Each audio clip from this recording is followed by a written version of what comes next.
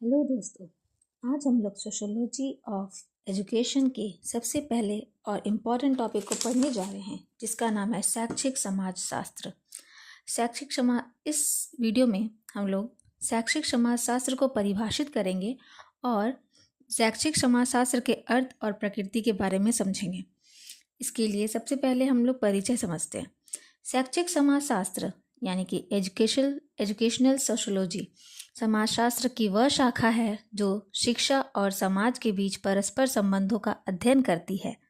यह शिक्षा को सामाजिक प्रक्रिया के रूप में देखती है और यह समझने का प्रयास करती है कि शिक्षा किस प्रकार समाज को प्रभावित करती है। शैक्षिक समाजशास्त्र का उद्देश्य शिक्षा की सामाजिक भूमिका, प्रभाव और प्रक्रियाओं को समझना है। यह अध्ययन करता है कि कैसे शिक्षा सामाजिक व्यवस्था, वर्ग संरचना, सांस्कृतिक मूल्यों और व्यक्तिगत विकास में योगदान करती है। आइए अब हम इसकी कुछ परिभाषा के बारे में समझते हैं। शैक्षिक समाजशास्त्र की परिभाषा ओकबर्न और निमकॉफ के अनुसार शैक्षिक समाजशास्त्र शिक्षा और समाज के संबंध का अध्ययन करती है। ब्राउन के अनुसार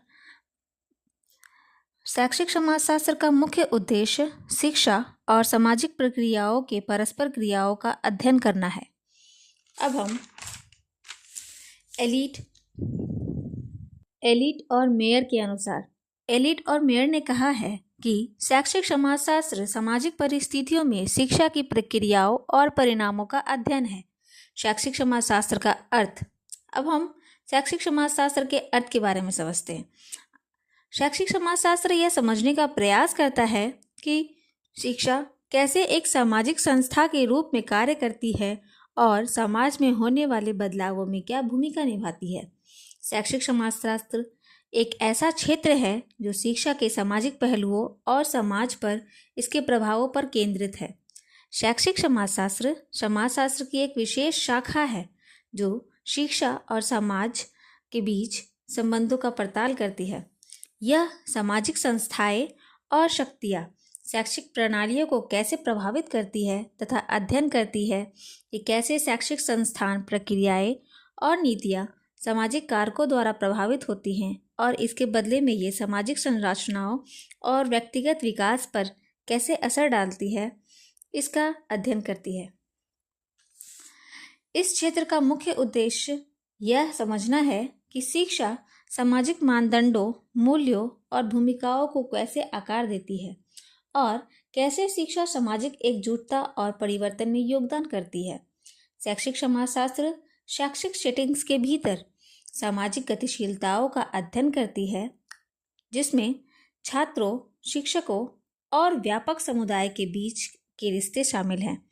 यह समझने की कोशिश करता है कि शैक्षिक प्रणालियों के सामाजिक असमानताओं को पुनः उत्पन्न करती है और कैसे असमानताएं बढ़ सकती है या कम हो सकती है।